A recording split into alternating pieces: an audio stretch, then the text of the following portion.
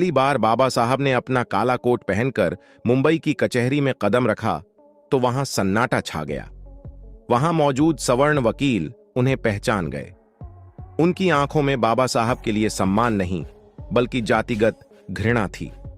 वे सोच रहे थे, यह महार जाति का व्यक्ति आज हमारे बराबर काला कोट पहनकर कैसे खड़ा हो सकता है। बाबा साहब कचहरी के अंदर अपने बैठने के लिए जगह ठिया तलाश रहे थे, लेकिन जातिवाद से ग्रसित उन वकीलों ने उन्हें अपने बीच बैठने नहीं दिया। तभी एक अहंकारी वकील ने बाबा साहब पर तंज कसते हुए कहा, अरे बैरिस्टर, तुम तो इतने पढ़े लिखे विद्वान हो, तुम्हें हमारे बीच इस कचहरी में बैठने की क्या जरूरत? तुम तो बाहर सड़क किनारे भी अपना बोरा बिछा लोगे तो तुम्हारी दुकान चल पड़ेगी। यह एक गहरा अपमान था, लेकिन बाबा साहब तो सागर की तरह गंभीर थे। उन्होंने उस अपमान के घूंट को पी लिया। वे मुस्कुराए और शालीनता से बोले, आपने ठीक कहा। बाबा साहब ने सचमुच कचहरी के बाहर एक छोटी सी जगह साफ की और वहीं अपना आसन जमा लिया। वे छोटे मोटे केस लड़ने लगे और अपना गुजर बसर करने लगे। उसी शहर में एक बहुत अमीर सेठ रहता था। उस सेठ का एक इकलौता बेटा था जिस पर हत्या का आरोप लगा था और निचली अदालत ने उसे फांसी की सजा सुना दी थी। सेठ और सेठानी पर दुखों का पहाड़ टूट पड़ा। सेठ ने मुंबई का कोई ऐसा नामी गिरामी वकील नहीं छोड़ा जिसके दरवाजे पर वह न गया हो। उसने पानी की तरह पैसा बहाया, लेकिन जिस भी बड़े वकील ने उस केस की फाइल देखी उसने हाथ खड़े कर दिए। सबका एक ही कहना था, सेठ, इस केस में कोई दम नहीं है। सबूत तुम्हारे बेटे के खिलाफ हैं। उसे फांसी से भगवान भी नहीं बचा सकता। हताश और निराश सेठ वकीलों की खाक छानता हुआ उसी कचहरी में पहुंचा। उसकी आंखों में आंसू थे और हाथ में बेटे की फाइल। तभी उसी अहंकारी वकील ने, जिसने बाबा साहब का मजाक उड़ाया था, सेठ को देखा। उसने फिर एक क्रूर मजाक किया। उसने सेठ से कहा, अरे सेठ, तुम यहां क्यों भटक रहे हो? तुम्हारे बेटे का केस तो बस एक ही आदमी लड़ सकता है। वो देखो, वो जो बाहर बैठा है ना, महार जाति का बैरिस्टर, वो बहुत विद्वान है, वही तुम्हें बचा सकता है। वकील ने तो मजाक किया था, लेकिन डूबते को तिनके का सहारा ही काफी होता है। बाबा साहब और सेठ की मुलाकात, सेठ दौड़ता हुआ बाहर गया और बाबा साहब के चरणों में गिर पड़ा। वह गिड़गिड़ाते हुए बोला, हे बैरिस्टर, मेरे बच्चे को बचा लीजिए, आप ही मेरी आखिरी उम्मीद हैं। बाबा साहब ने उसकी क्या मदद कर सकता हूं? शहर के बड़े बड़े वकीलों ने जब मना कर दिया तो मैं एक अछूत समझा जाने वाला वकील क्या कर पाऊंगा? सेठ ने रोते हुए कहा, नहीं बाबा साहब, मैंने दुनिया देख ली है। मैं आपका चेहरा देखकर बता सकता हूं कि अगर मेरे इकलौते बेटे को दुनिया में कोई बचा सकता है तो वो आप हैं। अगर उसे फांसी हो गई तो उसकी मां भी जी नहीं पाएगी। मेरे घर से दो अर्थियां उठेंगी बाबा साहब। एक मां की पीड़ा की बात सुनकर बाबा साहब का दिल पसीज गया। उन्हें अपनी मां भीमा भाई की सीख याद आई कि किसी निर्दोष की जान बचाने के लिए अगर संघर्ष भी करना पड़े तो पीछे मत हटना। बाबा साहब ने फाइल अपने हाथ में ली। उन्होंने सेठ से पूछा, क्या यह फाइल किसी और वकील ने देखी है?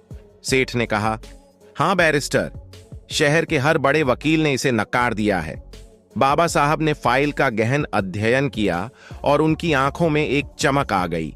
उन्होंने गंभीर स्वर में कहा, जाओ सेठ, मैं तुम्हारे बेटे का केस लड़ूंगा।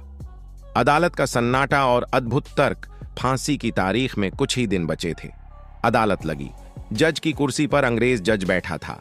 एक तरफ सरकारी वकील थे और दूसरी तरफ बचाव पक्ष के वकील डॉक्टर भीमराव आंबेडकर। अदालत खचाखच भरी थी। वे सभी बड़े वकील भी मौजूद थे जो यह देखने आए थे कि यह बाहर बैठने वाला वकील अब क्या तमाशा करेगा।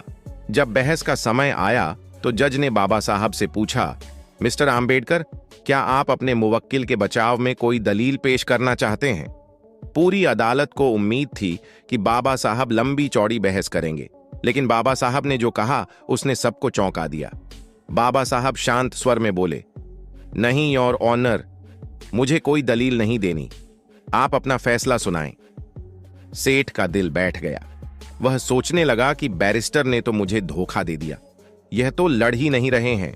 जज भी हैरान थे, लेकिन उन्होंने पुरानी दलीलों के आधार पर अपना फैसला सुनाना शुरू किया। जज ने कहा, तमाम गवाहों और सबूतों को मद्देनजर रखते हुए यह अदालत आरोपी को दोषी करार देती है और उसे टू बी हैंग्ड फांसी पर लटकाए जाने की सजा सुनाती है। जैसे ही जज ने यह कहा और पुलिस वाले उस लड़के को ले जाने लगे, अचानक बाबा साहब अपनी जगह पर खड़े हो गए। उनकी गूंजती हुई आवाज ने अदालत के सन्नाटे को चीर दिया। बाबा साहब बोले, ठहरिए योर ऑनर, बस इतना ही? जज ने झल्लाकर पूछा। क्या मतलब है आपका मिस्टर आम्बेडकर?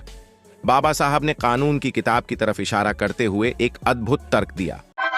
यात्रीगण कृपया ध्यान दें, आप दैनिक साहब ने कानून की किताब की तरफ इशारा करते हुए एक अद्भुत तर्क दिया। उन्होंने कहा, योर ऑनर, आपने मेरे मुवक्किल को सजा सुनाई है टू बी हैंग्ड, यानी फांसी पर लटकाया जाए। मुझे यह सजा मंजूर है, आप इसे अभी फांसी पर लटका दीजिए। लेकिन कानून यह भी कहता है कि सजा उतनी ही दी जाए जितनी जज ने लिखी हो। आपने अपने फैसले में यह कहीं नहीं लिखा कि फांसी पर तब तक लटकाया जाए जब तक कि उसकी मौत न हो जाए। आपने सिर्फ लटकाने की सजा दी है, मौत की सजा नहीं। बाबा साहब का यह तर्क सुनते ही पूरी अदालत में सन्नाटा छा गया। जज अवाक रह गए। वे कानून के इतने बड़े जानकर थे, लेकिन एक भारतीय बैरिस्टर ने अंग्रेजी कानून की ही बारीकी से उन्हें मात दे दी थी। यह तर्क अकाट्य था। अगर सिर्फ लटकाया जाता तो कुछ देर बाद उसे उतारना पड़ता और उसकी जान बच जाती। अंत में वह अंग्रेज जज भी बाबा साहब की इस अद्भुत मेधा का लोहा मान गया।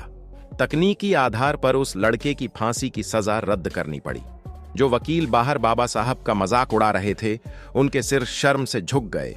उस दिन मुंबई की कचहरी ने मान लिया कि बाहर चबूतरे पर बैठने वाला वह व्यक्ति ज्ञान में उनसे कई गुना ऊंचा है। बाबा साहब ने उस सेठ के बेटे को मौत के मुंह से बाहर खींच लिया और उसे उसकी मां के पास ले जाकर कहा, संभालो अपना बेटा। दोस्तों, ऐसे थे हमारे बाबा साहब। उन्होंने जीवन भर अपमान सहा, लेकिन अपने ज्ञान का इस्तेमाल हमेशा शोषितों, वंचितों और जरूरतमंदों को न्याय दिलाने के लिए किया। उनकी यह कहानी हमें सिखाती है कि शिक्षा और बुद्धिमत्ता से बड़ा कोई हथियार नहीं होता। जय भीम, जय भारत। आज की वीडियो में बस इतना ही। यदि आपको हमारे द्वारा बनाया गया यह वीडियो पसंद आया हो और आप चाहते हैं कि हम बाबा साहब के इस मिशन को आगे बढ़ाएं,